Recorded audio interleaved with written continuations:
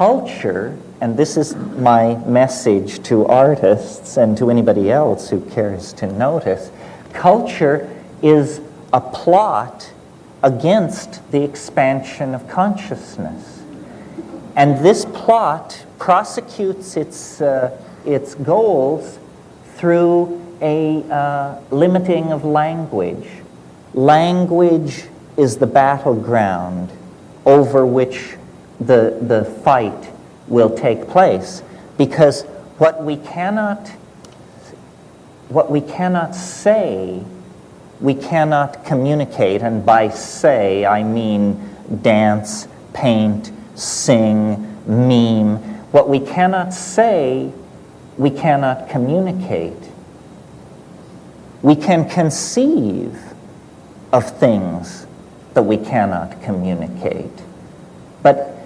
And I think every one of us here has done that. And that's a thrilling thing. That is the deep homework. The psychedelic inner astronaut sees things which no human being has ever seen before, and no human being will ever see again. But in fact, this has no meaning unless it is possible to carry it back into the collectivity. And what motivates me to talk to groups like this is the belief that we do not have centuries of gently unfolding time ahead of us in which to gently tease apart the threads of the human endeavor and create a bright new world. That's not our circumstance. This is a fire in a madhouse. And to get a hold on the situation, I think we are going to have to force the issue. Well, one way of forcing the issue, or a chemical definition of forcing the issue when you're talking about a chemical reaction, is catalysis. We want to catalyze consciousness. We want to move it faster toward its goals, whatever those goals are. Well, I believe that to the present moment, language, again in the broadest sense, speech, dance, musical composition, language has just been allowed to grow like topsy. It's been a kind of every man for himself situation. Now, what we really need, as we see ourselves moving from one species among tens of thousands of species on this planet, over the past 10,000 years, we have redefined ourselves. And now, like it or not, we are the custodians of the destiny of this planet. Our decisions affect every life form on the planet. And yet, we are still communicating with each other with the extremely precise medium of small mouth noises mediated by ignorance and hate. This doesn't seem like the way to do business as we approach the third millennium. So what I'm hopeful for, and what I actually see happening, I think that we're on the right track. The birth of a new kind of humanity is going to take place, but there are still a lot of decisions to be made. How violent shall this birth be? What toll shall it take upon our mother, the earth? What shape shall the baby be in when it finally is delivered? These are the decisions that artists can mediate and control. Most people are afraid of the unconscious. This is why you can have a psychedelic compound like DMT, which is very much like ordinary brain chemistry, appears completely physiologically harmless, only lasts 10 minutes, extremely powerful, and generally in this society you have no takers. This is because there has been a failure of moral courage. And the failure of moral courage is perhaps most evident in our own community, the community of the artists. In a way, it's the poets that have failed us because they have not provided a song or sung a vision that we could all move in concert to. So now we are in the absurd position of being able to do anything, and what we are doing is fouling our own nest and pushing ourselves toward planetary toxification and extinction. This is because the poets, the artists, have not articulated a moral vision. The moral vision must come from the unconscious. It doesn't have to do, I believe, with these post-meaning movements in art, deconstructionism, and this sort of thing. I mean, I'm basically putting out a very conservative, but I think exciting program for art.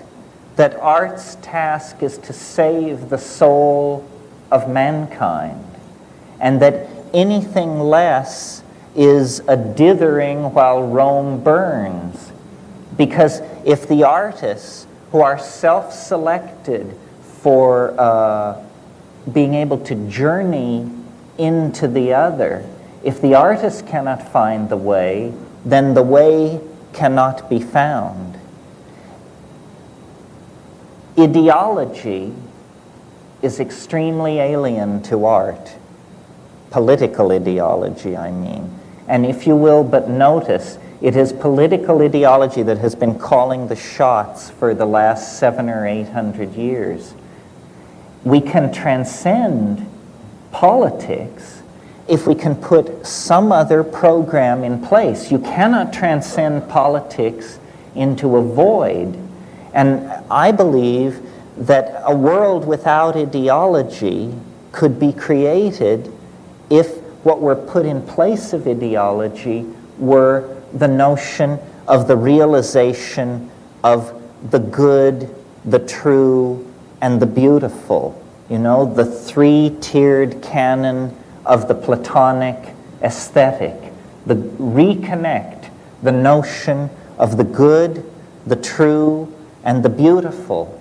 Then use psychedelics to empower the artists to go into this vast dimension that surrounds human history on all sides to an infinite depth, and return from that world with the transcendental images that can lift us to a new cultural level. The muse is there. The dull maps that rationalism has given us are nothing more than whistling past the graveyard by the bad little boys of science. You only have to avail yourselves of these shamanic tools to rediscover a nature which is not mute, as Sartre said in a kind of culmination of the modern viewpoint. Nature is not mute. It is man who is deaf. And the way to open our ears, open our eyes, and reconnect with the intent of a living world is through the psychedelics. Now, as you know, biology runs on genes, and genes are the units of meaning of heredity. But we could make a model of the informational environment that is represented by culture, and in fact this is done. A word has been invented, meme, M-E-M-E, meme. A meme is not the smallest unit of heredity. A A meme is the smallest unit of meaning of an idea. Ideas are made of memes. And I think the art community might function with more efficiency in the production of visionary aesthetic breakthroughs if we would think of ourselves as an environment modeled after the natural environment, where we as artists are attempting to create memes which enter an environment of other memes that are in competition with each other, and out of this competition of memes, ever more appropriate, adapted, and suitable ideas can gather and link themselves together into higher and higher organisms. Now, in order for this to happen, there is an obligation upon each one of us to carry our ideas clearly, because in the same way that a gene must be copied correctly to be replicated, or it will cause some pathological mutation, a meme must be correctly replicated, or it will cause a pathological mutation. For instance, I would say what the Nazis did to Friedrich Nietzsche's philosophy was a miscopied meme became a toxic mutation inside a culture. So I would suggest to the people in this room tonight that you take a good look around at who's here. Artistic people, psychedelic people look pretty much like everybody else out in society.